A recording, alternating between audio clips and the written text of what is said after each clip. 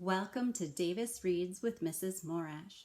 When I'm stuck at home, sometimes what I like to do is read poetry. So I thought I would share 5 poems with you today, all from the works by Shel Silverstein.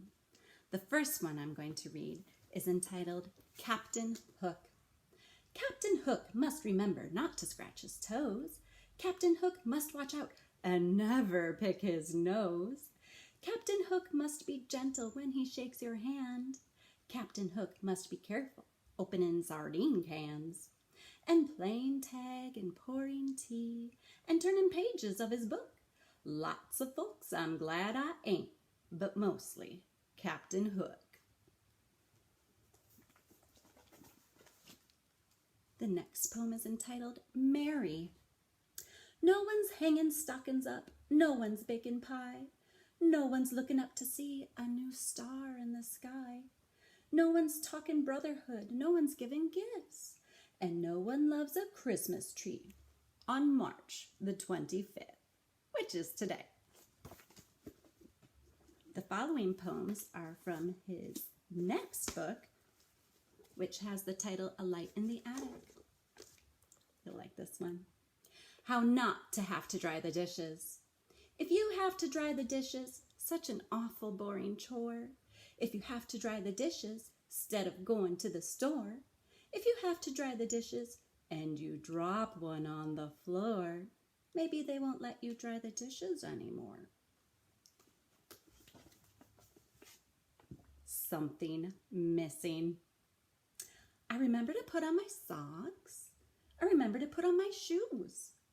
I remember I put on my tie that was painted in beautiful purples and blues. I remember I put on my coat to look perfectly grand at the dance. Yet I feel there is something I may have forgot. What is it? What is it? Lastly, the toad and the kangaroo. Said the toad to the kangaroo, I can hop and so can you. So if we marry, we'll have a child who can jump a mountain or hop a mile, and we can call it a toadaroo, said the hopeful toad to the kangaroo. Said the kangaroo, my dear, what a perfectly lovely idea. I would most gladly marry you, but as for having a toadaroo, I'd rather we call it a kangaroo, said the kangaroo to the frowning toad. So they argued, but couldn't agree on rangatoo or kangaree, and finally the toad said, I don't give a dang if it's rook-a-toad or toad-a-kang. I really don't feel like marrying you. Fine with me, said the kangaroo. And the toad had no more to say, and the kangaroo just hopped away. And they never married or had a child that could jump a mountain or hop a mile. What a loss, what a shame. Just because they couldn't agree on a name.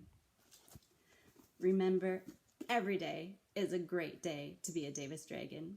I love you and miss you a lot. Thanks. Bye-bye.